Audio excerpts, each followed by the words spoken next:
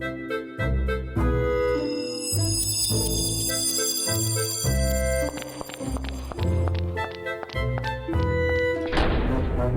to Puzzling Company, your home for at-home puzzles and mysteries. Here are your hosts, Jared and Zach.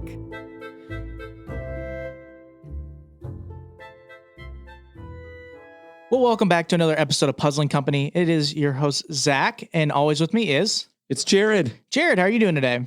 Well, you may be wondering why you didn't get an episode of Puzzling Company last week. We're actually doing 2 in the same week, and that's because I was sick.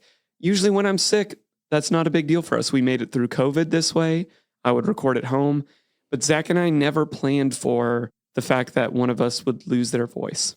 Yeah, you getting, the cold and then losing your voice definitely stopped our recording process. I was ready for your solo album to drop. I've been working on it.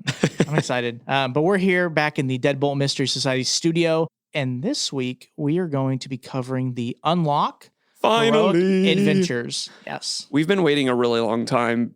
Zach and I are really big fans of Unlock. It's probably the game that we've played for over the longest period of time, if you count them as a series. Yes. And we finally got to get in touch with the creator of one of the games and sit down with them.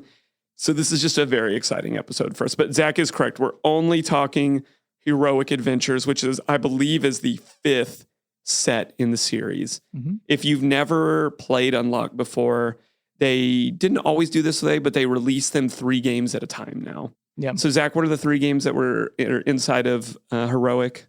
Yeah, so the 3 that are in Heroic Adventures is Insert Coin, Sherlock Holmes, The Scarlet Thread of Murder, and the final one is In Pursuit of the White Rabbit. Oh yeah, baby. Let's be real. None of these themes or stories are really like breaking the mold, in my opinion. I mean, one's literally video game arcade, one is Sherlock Holmes, and the other is Alice in Wonderland. But I'm okay with a good classic. Yeah. Right? So that's what we're going to be talking today. Hang around with us. We'll be right back.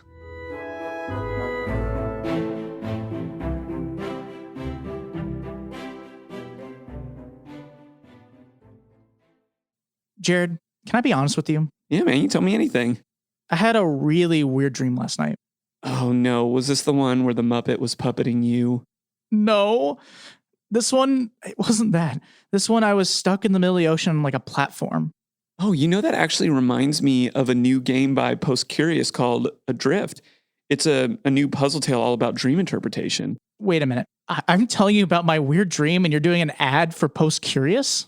Well, ad is a strong word. I'm merely telling you that soon there will be a new Post Curious game, and that if you were interested in that you should actually go to getpostcurious.com and sign up for their newsletter. The reason being, Zach, is I don't want this to turn into a nightmare for you. This isn't coming to Kickstarter. They're only going to fulfill orders that they have pre-orders for. Can you imagine not getting this game? It'd be really sad. Yeah. So again, head over to getpostcurious.com, sign up for their email list, get notified when this game comes out, and get ready to enjoy it. I even had a dream that this was just a prequel to their next big game. You've sold me on the game, but you've also sold me I'm never telling you about my dreams again.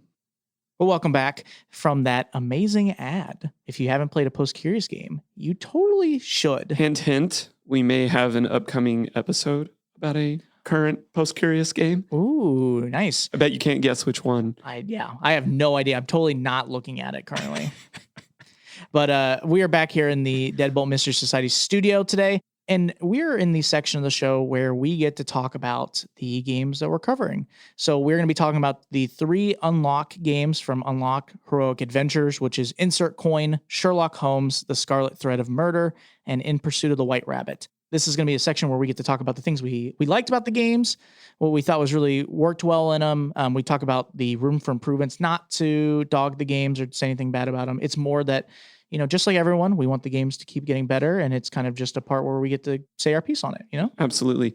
Zach, do you mind if I wax poetically about what an Unlock game is, maybe for those of us who haven't played one? I'll allow you to. Oh, you're so kind. Such a gentleman. So for those of you who have never played an Unlock game, this is actually one of the older, I say that like 6-7 years-ish, these games have been out, but they are card-based game.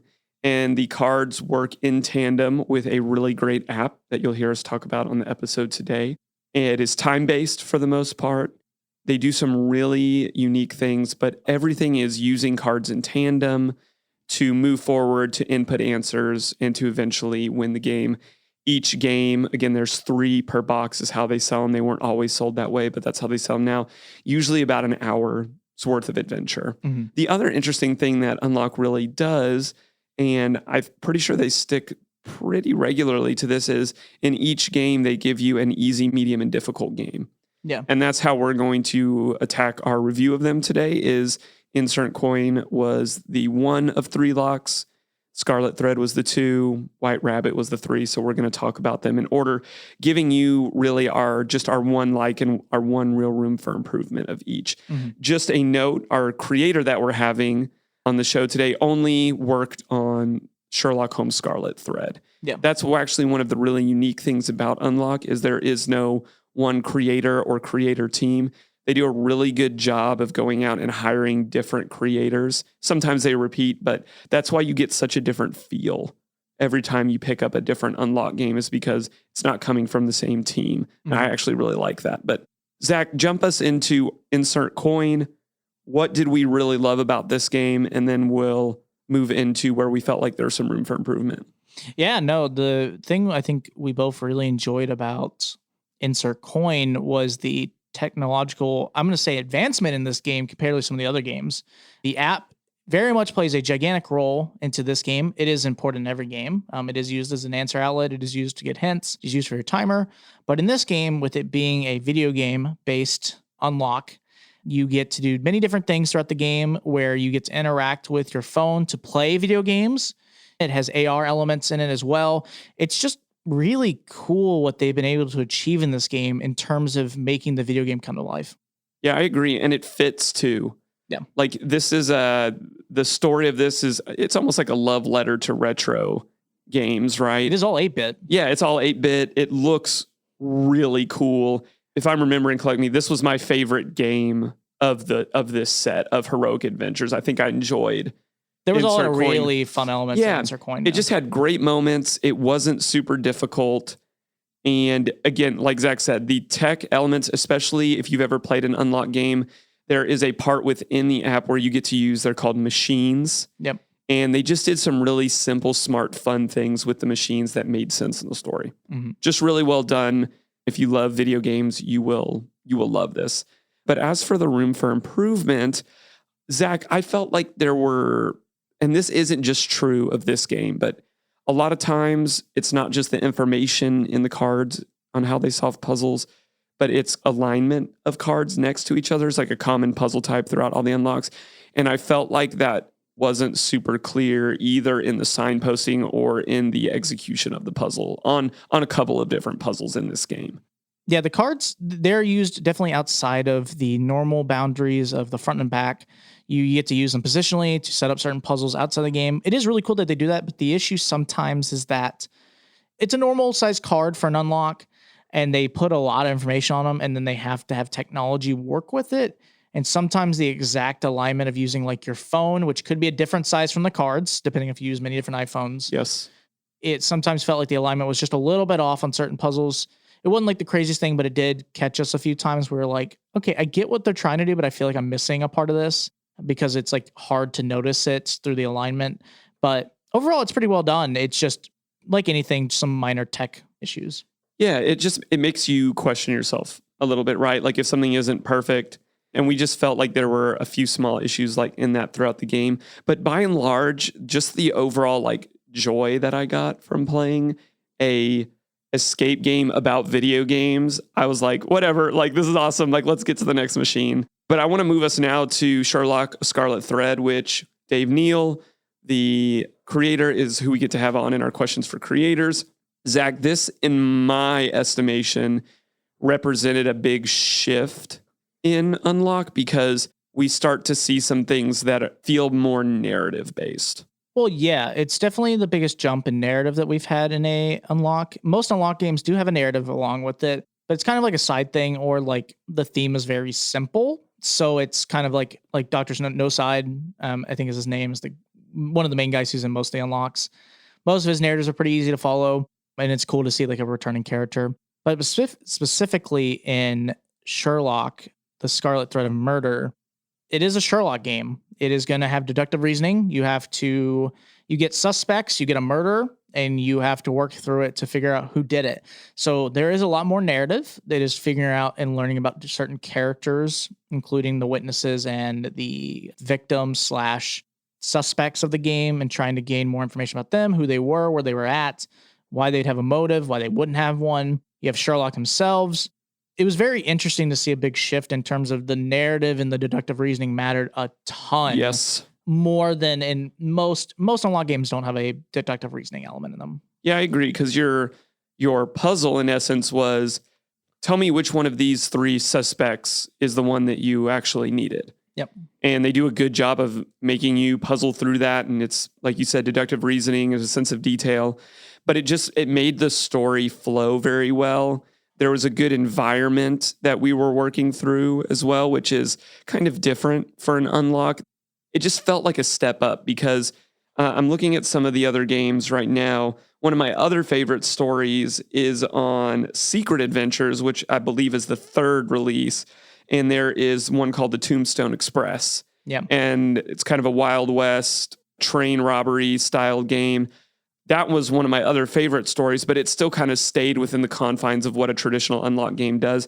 And this one felt like they kind of like started to peel away from that a little bit. Yeah. And I really, really like that. But moving into our room for improvement, this is one of those games that Zach and I made a error in, but learned something great from that. Zach, tell them the story of our playthrough Sherlock Holmes Scarlet Thread.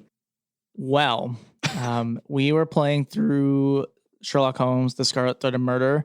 We got about, I'd say about 45% of the way through the game, and we were missing a piece of information that was vital to learning we essentially were doing the puzzles, and we were gaining information on certain suspects, but there was one element of a certain suspect that we were like, how in the heck are you supposed to get info knowing like Correct. how to follow them or know exactly where they were? Yes. And we were missing a card. We essentially were missing the card that would connect the suspect with the item that we were intrigued with. And it kept throwing us off, because we're missing like one piece of information, and we looked through all the cards and we found it. We were like, okay, how do we get that? So then we start reverse engineering. We basically played the game and skipped it, and then reverse engineered the game so that we figure out what would have made the connection. And what we realized is that, didn't we have to watch a video? We did also watch a video to see if someone else figured it, because they got it. Because we were hard stuck. Yes, we got hard stuck because we didn't know how the puzzle solved, which is one of the things that I think Unlock is interesting with, is that they have a way of kind of keeping you on track. Like the app kind of does follow your progress and has a hint system, sure. But if you just get hard stuck, it can't answer the question for you. You're just out of luck and you have to reverse engineer it. So we basically played the game, then reverse engineered to figure out what we missed. And we basically found out that we watched a video, and someone's board in the video had it different than ours. It comes with like this foldable board that was where you can put your suspects and other info. And I was like, that's weird. And then we went back to our folded thing and realized the entire time we did not unfold it the entire way. There was one flap, and that one flap, because it looks like a normal board even when you don't unflap it, like it gives you enough info that you didn't think there was more. And we realized that we covered 2 numbers, and one of the numbers was the piece of evidence that would have given us the connection. And I don't want to say that we're not blaming Unlock for us not doing our complete due diligence, right? Oh, no. Yeah. But the whole point of this, and Zach, I think you would agree, is if the information that the app doesn't give you doesn't help you through your puzzle, you're stuck. You cannot move on unless you reverse engineer it. And I've had this happen. Again, this one, my fault. Some of the earlier Unlock games that were not as well gated, that became really frustrating. But I feel like that's where a lot of the frustration in Unlock comes, is with their hint system. We felt that in this game. Thankfully, we had fun reverse engineering and working through it, but it doesn't provide you a good way. This is why, again, we're broken record advocates for tiered hint systems with optional solutions, like optional for us as the players to look at them. Because being stuck and not being able to move forward in an at-home puzzle game is not fun in the least bit. But man, we had such a good laugh about that. It was just kind of one of those like, We Like- both, I think you would agree. We both felt very dumb after Very dumb. we realized what we missed. Very dumb. But then to go back through it and see it all come together, it was like, oh, if we would have done this the first time, this would have been fantastic. Wow, we would have solved this, I don't know, 20 minutes faster if we just realized, if we just flipped one more thing. Yeah. But overall, if you're, again, more of a narrative player, if you like Sherlock Holmes, this is great. There's even another unlock game that Dave is working on. He'll mention it briefly, but I want to point it out to all of our listeners. It is in one of the more recent series. It is in the Game Adventures box. I don't believe this is out yet. Or I'm sorry, Legendary Adventures. My apologies. This is available in Europe, but not yet readily available via Amazon in the US as of the recording of this. But he has another Sherlock game coming out, and we're super excited to play that once we can get our hands on that in the States. Zach, why don't you talk us through Pursuit of the White Rabbit, what we really enjoyed about that, and where you feel like it left off a little bit? Yeah. So in the Pursuit of the White Rabbit is basically Alice in Wonderland. What I thought I would say I really liked, I don't know if Jared feels exactly the same way, but what I thought was intriguing with this game is this was the most difficult game. So it did take some different risks in terms of doing more with the cards and playing off of the normal path that Unlock usually does. So what I mean by that is in Unlock, most of the cards are used generically as the front has most information in the back, sometimes is used to help with certain puzzles.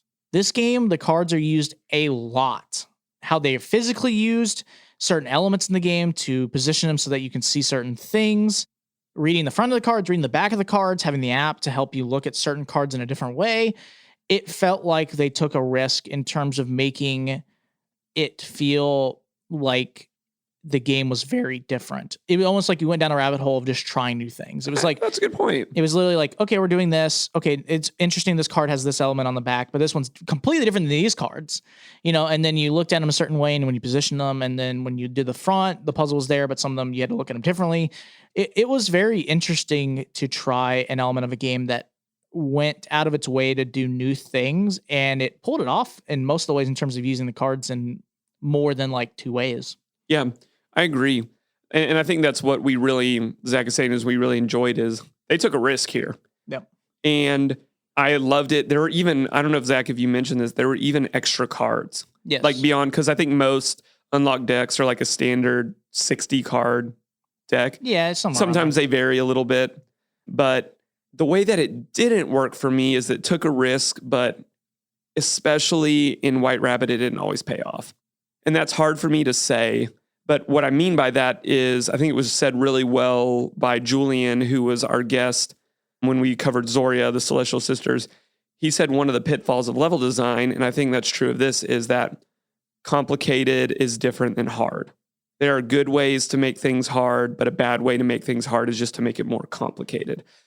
And that's honestly what White Rabbit felt like to me. It felt zany. It was on theme. It was on story. We're all more or less familiar with Alice in Wonderland. But in terms of the puzzles coming together, it just felt like a lot of them were either reaches or just overly complicated or complex in the steps needed to accomplish it. Is that too harsh or fair analysis, Zach? I think it's a little harsh, but I get what you're meaning. It is definitely a thing that there were a few puzzles that I specifically can think of that it was stretches. It was kind of like, okay, I get what they were trying to do, but it was overly complicated because once you learn the answer, oh, you could have done that a little bit different and still made it as difficult of a puzzle because gaining all the info you needed to solve some of those certain puzzles was still required. Yeah. But then you added an extra step to make it okay, you're making it more difficult now just to make it more difficult. Sure. And it's fine, I guess, but it's not as fun. I could have solved it and you could have made this still hard, but not complicated. And I think that's exacerbated by the fact that, and we've talked about this in other episodes, is that Unlock does run on a timer. Yep. And it does run on a scoring system. You could play it without that going, but for those of us that like to live and abide by what the game is trying to do naturally, I think some of the puzzles would have been more enjoyable without a timer, where you could really sit down and play and feel like you have the ability to do so. And I think that's where some of the frustration came in for me. It was this isn't a wonderful puzzle, but it's not a terrible puzzle. But under the time constraints that I'm under right now, it didn't feel like some of them really had a place. Yeah. Because it was a lot of guess and check and maneuver. And I'm not saying that's a bad puzzle, but for the medium and for the situation that it was put in, this was not one of my favorite unlock games. I think there's a lot of great unlock games out there, but I would say if you're picky and choosy about which ones, I would say Insert Coin and Sherlock are definitely the stars of this box. White Rabbit, pick it up if you're looking for a challenge and maybe some complexity. And I think there are some puzzle types in here that, again, just don't fit Zach and I's preferences as well. So take that or leave that for what you will. Yeah. Anything else you want to add about Unlock, Zach? No, I definitely enjoy Unlocks a lot. I always am happy when we get to crack open the 3 different games. I forget the other one we played not crazy long ago, but it had the Silver Scream and Epic Adventures. I think that's collectively our favorite box. Yes. So far. Yeah, I enjoyed that box as a whole a lot. But in general, when we play Unlocks and we get to play these boxes, it is a lot of fun. So I'm very excited to potentially play more in the future. Oh, absolutely. I'm very, very excited. The one thing I will say in closing out is, and I want to dote on them because they do this so well. Zach and I, one of our big sticking points, things that we're always talking about is onboarding. I think Unlock onboards their customers so well. Oh, I think it's one of the best, if not the best. They give you an intro game to show you how to do it. It uses the app. It uses the card. It teaches you what to do. Yep. And it's not, so that way you jump into your first game and you're ready to go. I very rarely see anybody else do this. Usually the onboarding is like a part of the game that you're playing. Yep. But there's no risk. Like, it is a consequence-free game for you to learn. It's brilliant. I wish more companies would adopt that and allow me to have that apart from the actual game if their system is so different. And I think Unlock's system is different enough to where it does demand that. Yeah. But yeah, I think I could go on very, very long and talk about why that's so good. But I did want to throw that in there because they nailed it. Yep. Well, that's going to wrap us up for our first section. We have Puzzle to the People coming at you next. Solve puzzles, write reviews, win prizes. It's time for Puzzles to the People. Man, I'm just really enjoying Deadbolt Mystery Society games lately. They're just giving me a real sense of nostalgia. Yeah, I've been really enjoying them. My favorite part about them is they just feel balanced. You get a little bit of an escape room, a little bit of a murder mystery. It kind of reminds me of those cartoon TV shows I grew up on. Same. There's one I'm specifically thinking of. It kind of involves a dog and some humans in it. Oh, the Jetsons! I love that show. Okay, close but wrong. No, they kind of solve mysteries together. Oh, Courage the Cowardly Dog. Okay, they don't solve mysteries. Courage literally does random things. Jared, I was specifically trying to tell you it's Scooby-Doo. That doesn't sound right. No, Blue's Clues. Okay, they are solving puzzles and mysteries, but no. I'm talking about Scooby-Doo. Well, at least the good thing for our listeners is if you like adult Scooby-Doo, you can play a Deadbolt Mystery Society game. And when you want to go purchase one, you can put in the promo code PC15 for 15% off subscriptions and single one-time boxes. No, I've got it. It's Air Bud. Jared, that's a real-life dog. That's not even animated, and he doesn't even solve crimes. Welcome back to Puzzling Company here in the Deadbolt Mystery Society studio. This is Puzzle to the People. And Zach, we do a lot of different things. Today, I almost went reviews today. Okay. Because Unlock has been around for a really long time. Yep. And I think we would get a diverse opinion on this, be able to go back and forth. But I just think that we're afforded a unique opportunity that we've seen in other games, but that we haven't discussed before. Okay. We talked about how Unlock is sold in a series of 3. Yep. And you can see even by looking through the flap that you receive that many different creators contribute to this. But that's what I want to talk about because we've seen a lot of this lately. And I want to talk about conceptually the idea of collaborative efforts to bring together one single product. Right? Okay. Like the box that we played today is Heroic Adventures. It's sold as one MSRP. Yep. But all of these different games, even though they're individual games, they're still brought together by many different people. Yep. And we've seen a lot of that in the smaller community as well as the larger community lately. And I would start off by asking you, what are your thoughts on that? Like, do you like that? Do you like getting to see things from many different creators, or do you like it when just one person creates the whole thing or one company creates a whole thing, even though it might be a collaborative environment within that company? What are your thoughts on that? That's an interesting question. I don't know if there's really like a yes or no to that. Like in terms of like, yeah, like working together is great, or no, you should never work together. I mean, clearly it depends on the project. Many people have different skill sets that they can use together to create an amazing product. That's with anything in life in terms of finding people you can work well with that bring unique things to the table that you can't, so that you can bring a lot more to the table. In terms of examples, like with specifically doing the unlocks, I think it's perfect. The reason why, in my opinion, would be it brings a different style to every game you play. You are not running into the same product 18 times. You might have someone who's the same, you might bring a certain person who does like the scenario work for the game or the artwork back. But okay, let's say they do 2 games out of like the 20 unlocks. Right. In this game alone, the 3 different art styles are completely different. One's 8-bit, one's more like, I would say, realistic. The third one is more cartoony, but like Alice in Wonderland cartoony. They're just very different, and clearly 3 different artists worked on all 3 of these games. Yes. But it's really interesting because it spices up the project and brings in new eyes to bring in their own opinions, bring in their own spice, their own flavor to a game. When it comes to at-home games, I think it's really good too, because I think sometimes the hard part with at-home games is that your production is slower. You don't have as many people on team. So you are creating it this mostly the same style every time. Or like, if it's me making the same 3 games, I only have my style. I might try to spice it up every time a little bit, but dramatically it won't change a ton. So having games where you bring in, let's say, oh, I make these crime solver games really well, but I need like an element to spice up the artwork and the story. Oh, I bring in this person, and they're able to bring in this element to the game to spice it up. Light in the Mist is a perfect example of a collaborative game where it brings 2 amazing people who create really cool things and combine them, where one of them does really well with the puzzles and the narrative and has most of the time really solid artwork that they get on their games. But then you add in a very specific style that someone else can do really well, and you go like, okay, let's work together. We'll create the perfect project for that game. It works. I don't find many negatives with collaborative, except, in my opinion, it's at the high end. I'm going to say like mass market, only because depending on the product or the company you work with, I could see them limiting a lot of things you could do.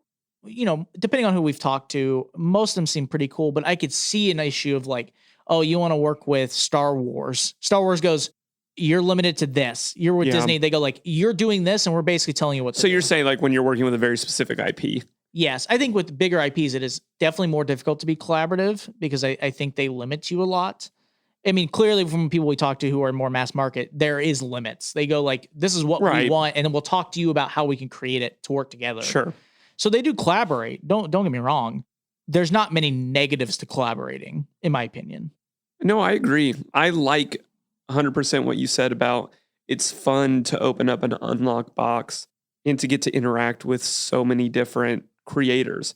But the funny thing is, I think most people don't realize that they are each created by somebody different. I didn't realize that when we first played these circa 2018, 17, whenever that was. Mm-hmm. My assumption was, 1, these are all probably just made by the company, or 2, like, I don't really care who makes them. Like, I'm here to play a game, so the creator is kind of inconsequential to me. Again, that was me at the time. Sure. But when you do get to dig into that, I like it because usually you identify with a creator. I think we do the same thing in movies, right? Mm-hmm. It's why some people were super excited that J.J. Abrams was coming to the Star Wars franchise, and why others were very unhappy that he was coming to the Star Wars franchise. Or that so-and-so is directing, or, oh, they're bringing in this art director, or whatever. We identify with certain people, their styles, their tendencies, and so we're excited to journey with that a little bit. Mm-hmm. But Unlock becomes, in my opinion, kind of like going to Golden Corral, if you will. It's a little bit of a buffet of different creators. The look on your face right now. That's an interesting way of putting it. I agree. You're getting to try so many different styles within the same format. Yeah. Are you not a buffet guy? No, but it's really funny thinking of, you're just going to this buffet and it's like, hey, here's my artwork. Please play my game. I'm talking. You're like, nah, honestly, I paid $5 for this. I'm just going to go buy. Would you prefer CC's Pizza? No. Okay, any buffet you want to say, I get the analogy or whatever. I'm not a buffet person, but fair.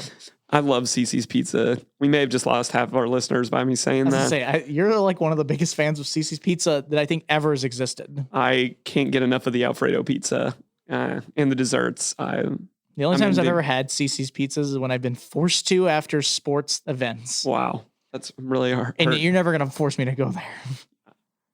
You're right. I will never force you to get there. I hope you join me one day, though. But I also agree. Sorry, getting back to what we were talking about. I also agree about what you're saying. I've also enjoyed a lot of the collaborations that we've been seeing in the community. You mentioned Jack and Rita with Light in the Mist. I know that there's talks about there, I think, Enigma Fellowship and Krakenet bringing their worlds together and mentioning each other. Yep. I think there is a lot of room and a lot of fun to do that because you and I have actually ventured into this recently at the escape rooms. So I don't want to talk about that a little bit, but for the most part over the years, I'm kind of the primary creative force in the escape rooms. But with our new process, we kind of opened it up to everyone.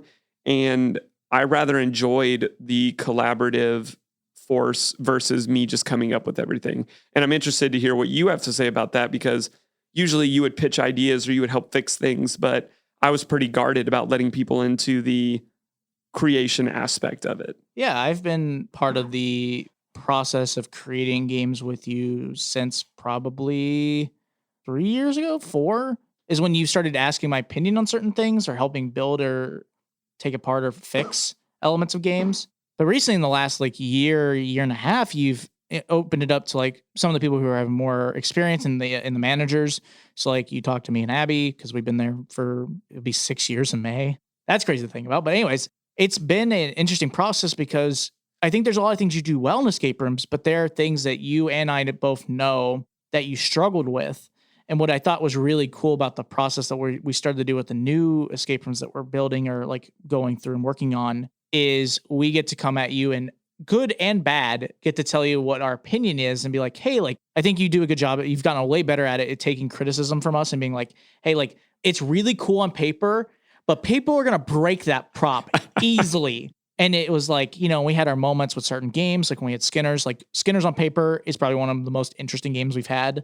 But in practice, some of it didn't work out the way we wanted to. And that's totally fine. But it has been really cool because I've been really enjoying being able to give my full opinion. And I know you'll take it. At least it's been nice to be able to, you appreciate my opinion fully and let me help with creating some of the narrative or I don't know, the title of our newest game that'll be coming out in a few months. I've had a room that I've built for 2 years now called Treehouse. If Jared doesn't build it, I will sell it to anyone here because it is very good. So I agree. Although I will say, I think this is one of the downfalls. Downfalls is a strong word. I think there's more to gain from collaboration. Yeah. But in my opinion, one of the downfalls is it's not always the most efficient process. It definitely slows it down. It does add in elements of other people's opinions, and people can get, I wouldn't say frustrated is the right word, but it is kind of a process of you have 5 people who are going to tell you your opinions now, and we're all different. And we're going to go well, I think this would be a good puzzle. And we go well, no, I don't think that's really a good idea for a puzzle. Or oh, I think the narrative should be zany and funny. And I'm no, I think the narrative should be like this for this part of the game. If we want to keep that part.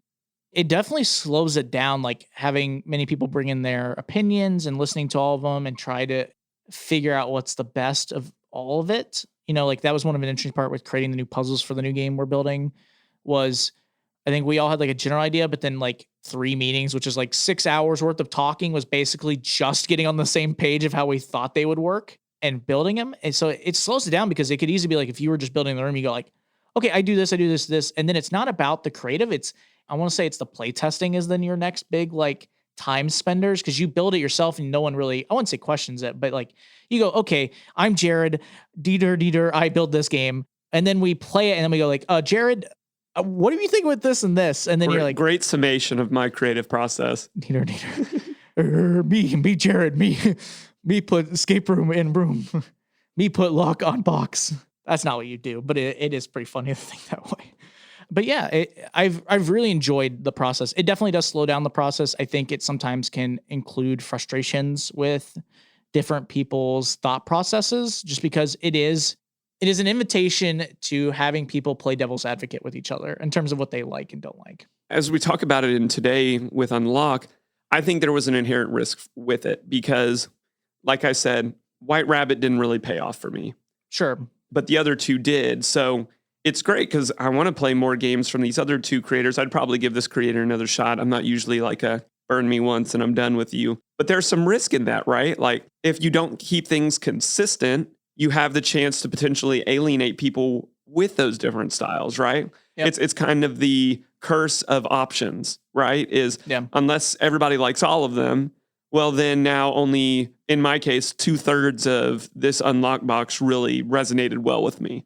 Yeah, but then you also introduce the element of people getting bored of the same element every time. We've talked about this in different adjacent spaces. But if I play an escape room and it's literally the same escape room, but you change the theme every time. Oh, you're saving Anakin from bad guys. And then in the next game, it's Red Riding Hood and you're stopping the bad guys. But it's like the same game. Just you're talking about the same narrative arc. Yeah. Yes. But I also mean like literally the game. Like imagine we played an escape room and you made Blind Pig, but then you just changed the theme. But like the game was the exact same functionality. Like the puzzles and the flow and everything. Yes. You're like, oh, well, this is a Sandlot version of Blind Pig. And this is, you would get bored because the fundamental process of how the game functions or the system would get boring at some point, even if you change the theme. Like you would know, like, okay, I know in this Unlock, I'm going to do this and I do this and I do this. There's nothing new and exciting. It's one of the things that we've praised like Scarlet Envelope for is that it is the same, it's an envelope every time, but every envelope's different.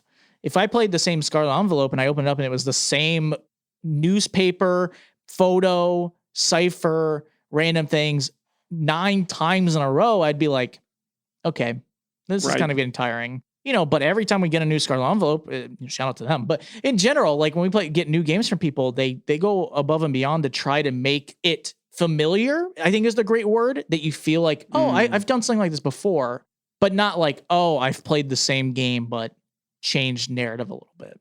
And I think the other constraint here is in a lot of the other collaborations that we're talking about, they had the freedom to do whatever they wanted.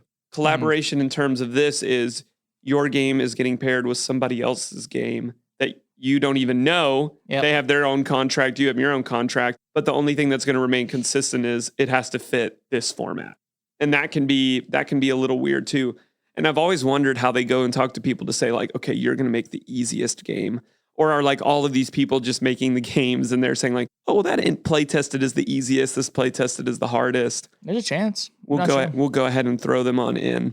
Also, the thing that makes me really laugh about all the Unlock boxes is the name of the different boxes. Because, Zach, I know you're playing Magic more and more. I've been a big Pokemon card player for the majority of my life. But the funny thing about all of those things is like, it's like a thesaurus of like different words.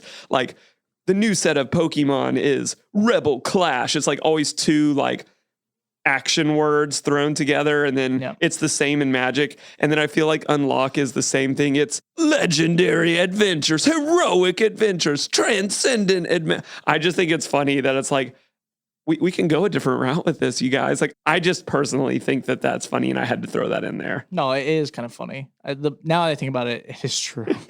Right, you telling me like in Magic you don't want to play the Throne of Eldraine and then do Modern Magic or Modern Masters 2 and then I don't know, Zendikar Rising and then I mean it is funny that is a very popular thing, is just to do like these 2 words that go like, we'll put these together, they'll be the perfect idea of how to sell this game. That's the name of our set. I think it's funny. It does help distinguish. I get it, but to me it's like within nerd culture, a lot of like of those things, it's just like I feel like there's just this room of people that your whole job is to like reiterate 2 words and put them together. And you're like, yes, that's what we'll call this set. It's another word for heroic. We need another one for this box now. The Thesaurus app isn't working. We're screwed. Love it. Love it. Love it. Well, that's really going to wrap us up for our middle section. Hang around. We've got questions for creators coming at you next. There are some awesome people who make the puzzles we love to solve. This is Questions for Creators. And we're back live in Milan for Fashion Weekend. And oh my gosh, it's happening. International supermodel Zach is coming down the runway. Zach, a moment. Who are you wearing today? Sure, I'm wearing Salvo shirts from Sea Adventures. Oh my gosh, they look amazing. Can you tell us more about it? Not only are they the best in comfort and in fashion, but also there's a puzzle hidden with on the top. You're saying there's a puzzle hidden in your shirt? Oh, yeah. My mind is blown by that. Where can the public pick up these shirts? They can pick them up at cuadventures.com. I have to head out now. Ciao. I'm just getting word that these shirts not only come in one type, but there is a trove of Pirate Cove and a Maze of the Minotaur option. Again, trove of Pirate Cove and Maze of Minotaur option. He's just so handsome, that Zach. I know. Welcome back to Puzzling Company here in the Deadbolt Mystery Society studio. We are in the final section of the show that is questions for creators. This is the section of the show where we get to talk to the amazing people who contribute to the games we got to play today.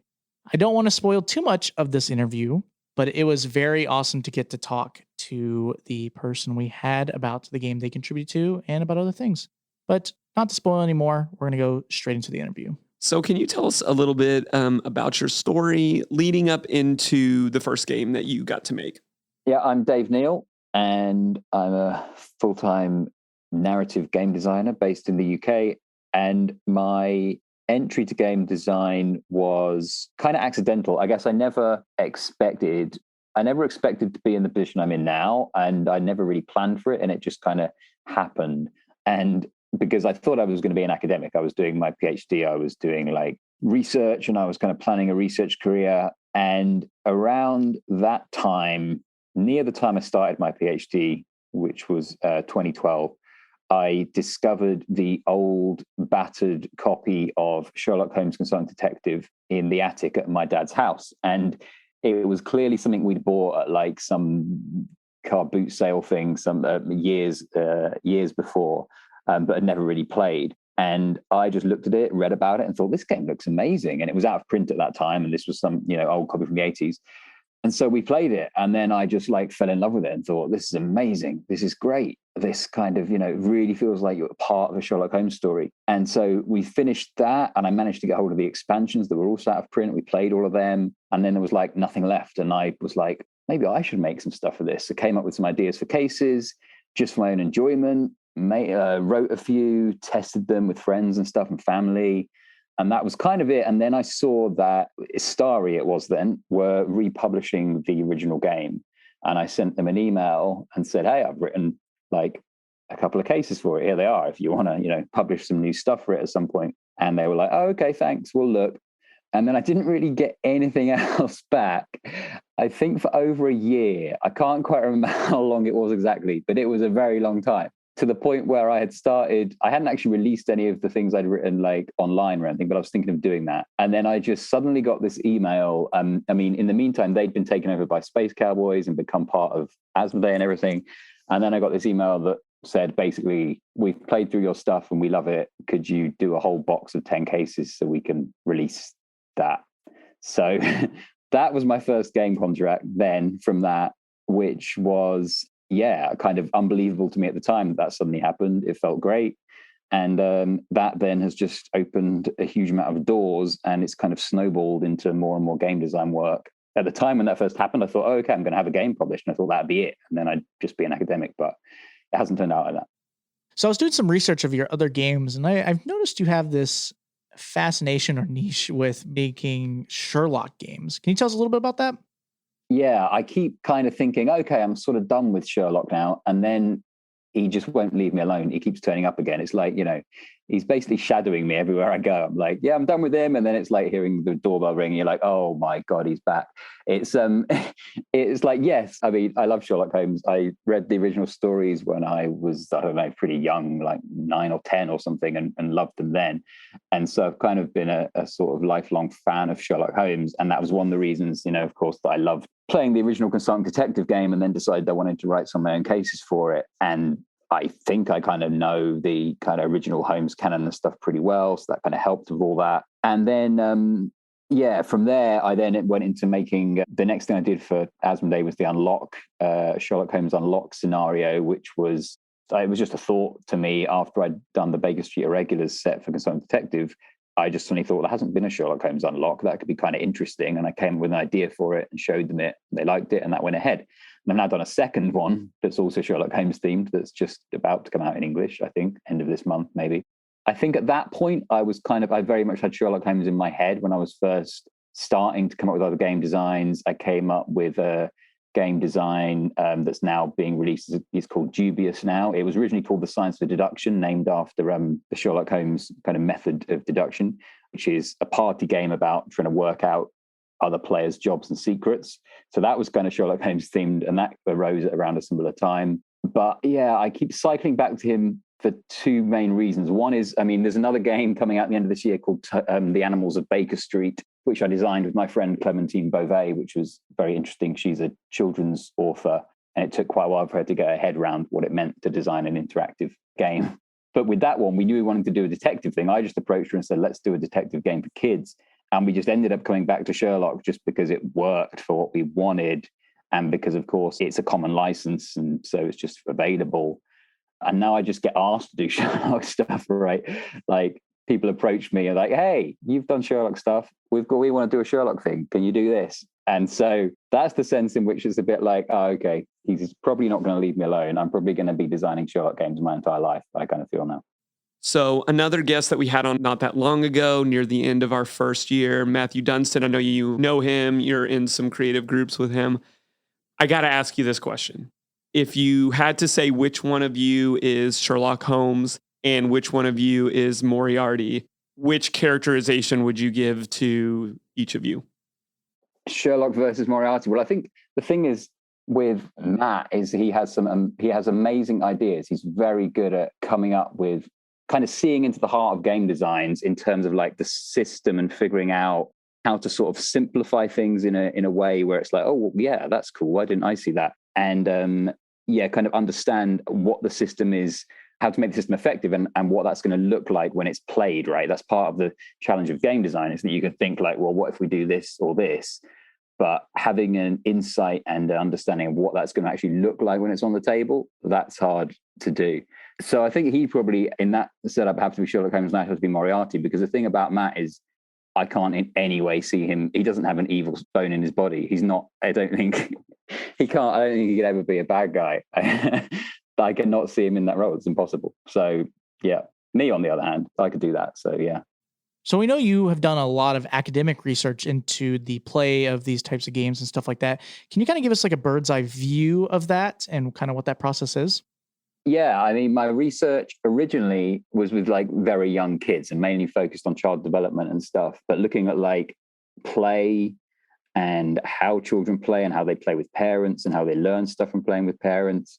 And then more recently that extended into kind of being interested in, particularly like structured kinds of play, which games kind of fall into. And then also this interest in play over the lifespan, like how is play different when adults engage in play to when children engage in play? And what does that mean? And why do we play as adults? And these kind of things. So I think there is, puzzles I think are very interesting as a form of play that adults engage in that can have a lot of, I guess, positive effects that you don't always think of. And I think play in adults is often underappreciated for some of the benefits it can give. And in childhood, in fact, play is often looked at as quite a frivolous, sort of mindless activity almost, when there's actually a huge amount of complex stuff going on. And some of the main things that we know or can conclude about play are essentially that it's incredibly varied, and so therefore it can involve a huge range of different things. And so, for example, for children learning, they can potentially learn a huge amount in play because of the different things they could be doing. They could be learning about dexterity, and they could be learning about shapes and colors, and they could be learning language, and they could be learning about creativity, and all of this kind of stuff occurs in a context which is safe and where failure is allowed, right? And if you look at like animals playing as well, you'll see that young animals will play kind of doing things that the adult animals do, and they'll play around and they'll fail and they'll do it badly. There's a video of like polar bears that I have shown in lectures and stuff sometimes where you see like the adult polar bear breaks holes in the ice to get fish out, and you see like these little polar bear cubs, and they kind of like, one of them kind of pushes its face into the ground, sort of trying to do the same thing, and kind of then goes up on its head and then kind of just falls over on its back. And like part of the point about play is that it gives you the opportunity to fail, And failure is really important for learning, right? Like in a way that whoever fails the most learns the most. It's through the failure that you understand what leads to success and how to kind of avoid that failure in future. And so play gives you this safe space where you're allowed to fail, where failure doesn't have the same consequences it does in the real world. If that polar bear as an adult did that, then they'd have failed to get the fish and the food and they'd be potentially going to starve, right? So play has this potentially important role in these kind of things. And I think it does for adults as well in a way that's largely unexplored. There hasn't been that much looking at it yet, but there are studies showing things like that for playing puzzles and playing games can, for example, help with emotional distress. It can help people through periods of kind of grief and loss.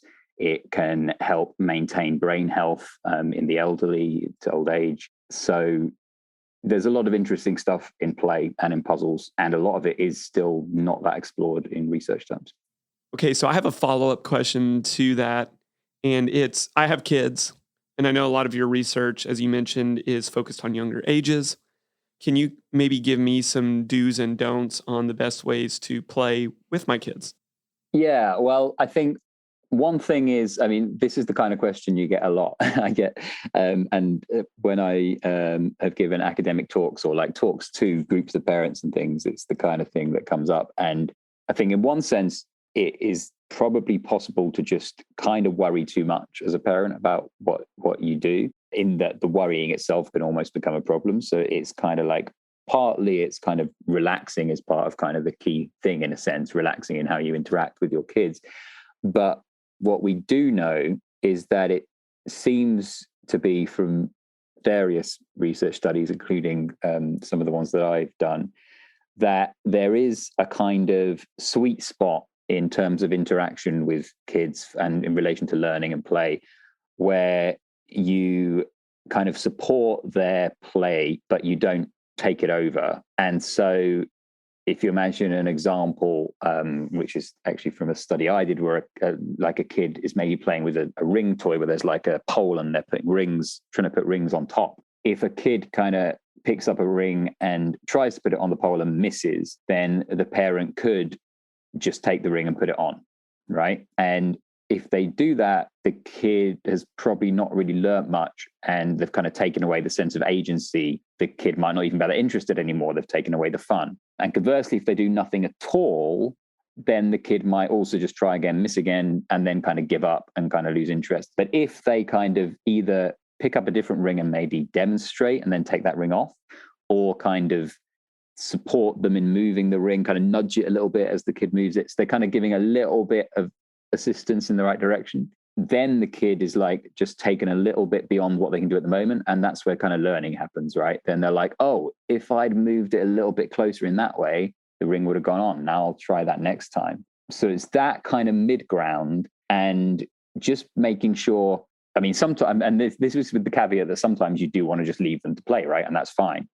But what I'm saying is that if what you want to do is play with your child, and you want to kind of maximize the sort of particular benefits that play has, then it appears that the ideal scenario is where there's this kind of light touch and where you just make sure you don't take over. And the best way of doing that, I think, is largely to just play, like be playful. If you sit down to play as well, then that's probably what's going to happen. You're probably going to be interacting in quite a relaxed, open way where you're not dominating. It's kind of like when you sit down almost thinking like, I need to make sure they learn this, this, and this, or do this, this, and this, then that's when it can be easy to shift into more of a like taking over and showing them what to do and that kind of thing.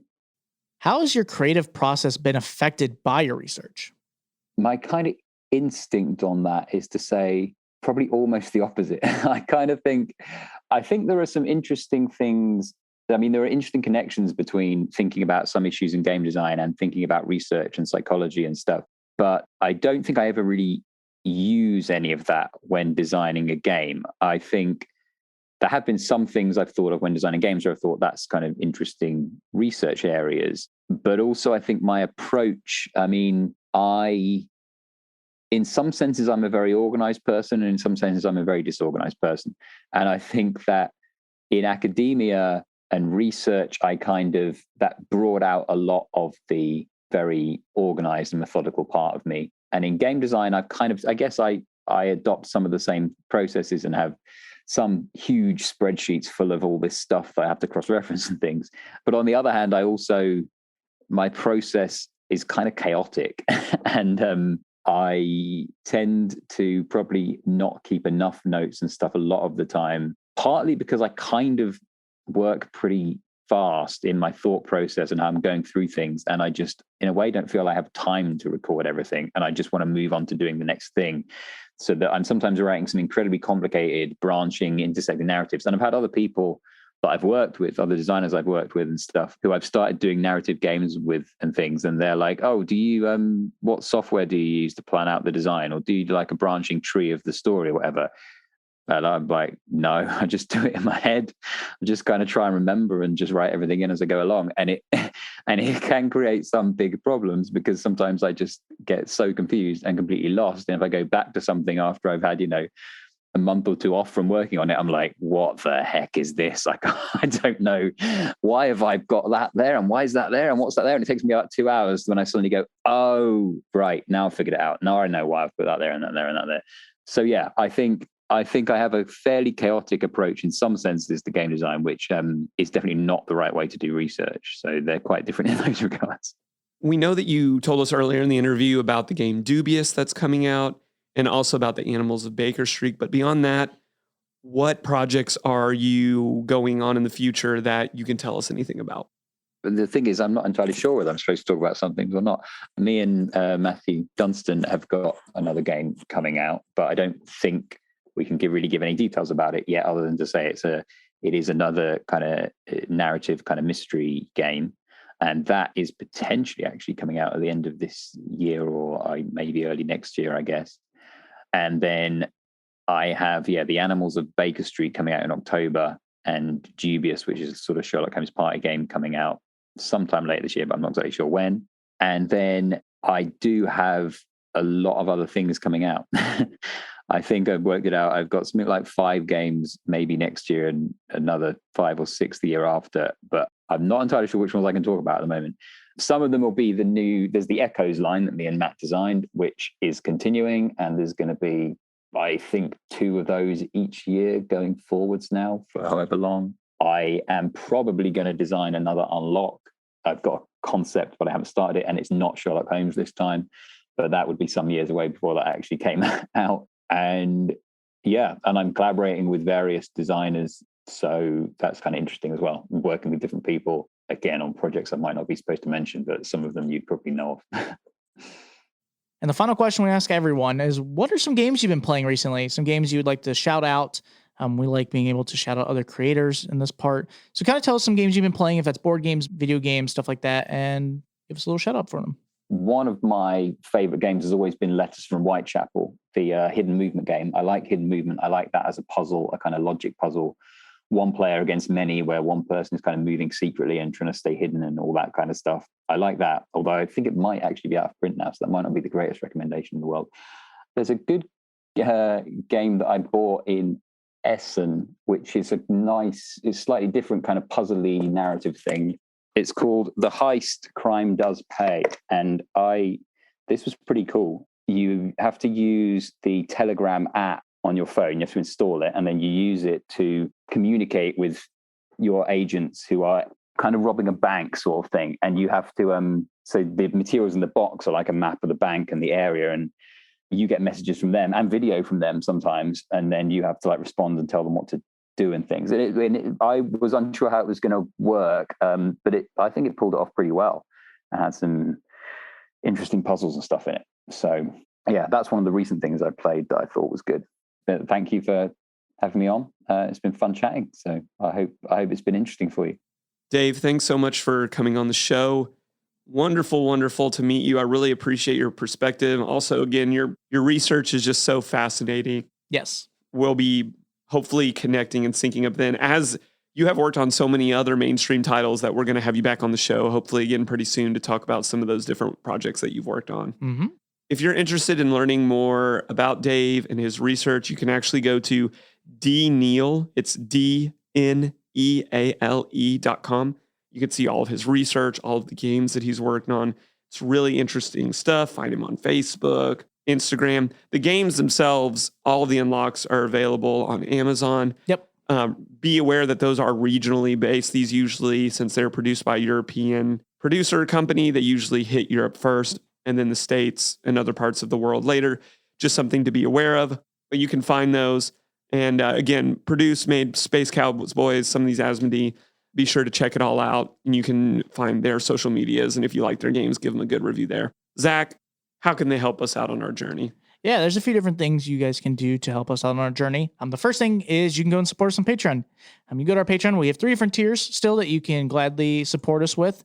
You get some benefits, getting some of the episodes early with no ads. You'd be able to join our Discord, be able to interact and chat with both Jared and I and other great people who are in there as well, a part of our community.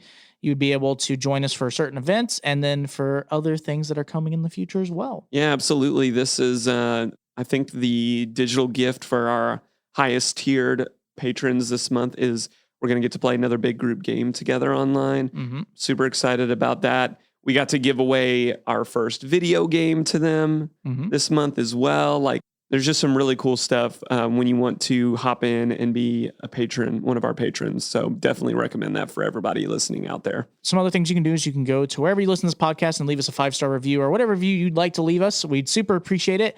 In that part, you'll be able to go to Spotify, Google, iTunes, Stitcher, wherever, and listen to it and leave us a review. We'd super appreciate it. And the final thing you can do is you can go and follow us on social media. Super important. You can go and follow us on Facebook at Puzzling Company or on Instagram at Puzzling Company. We'll be posting things on there when we can, and hopefully you'll be able to see all the fun and exciting things we have for you all in the future. Zach, I have a confession to make. I misled you last week. You did, yes. I was very surprised, and it wasn't the game that we talked about on last week's episode. I got mixed up with Red. Thought we were doing Red Lock. I just goofed it all up, is the safe way to say it. So it will be this next week that we will be doing Red Lock. I know I haven't given you a good track record. I'm 0 for 1. That's 0%. Yep. But I hope you believe me, and I hope the rest of you believe me out there that we will be doing Red Lock next week. That's really going to wrap it up for us here at Puzzling Company in the Deadbolt Mystery Society studio. For Jared and Zach, we'll see you all next week. See you guys. Thanks for listening. Find us on social media at Puzzling Company and online at puzzlingcompany.com. Check back weekly for new episodes. Until next time, keep puzzling.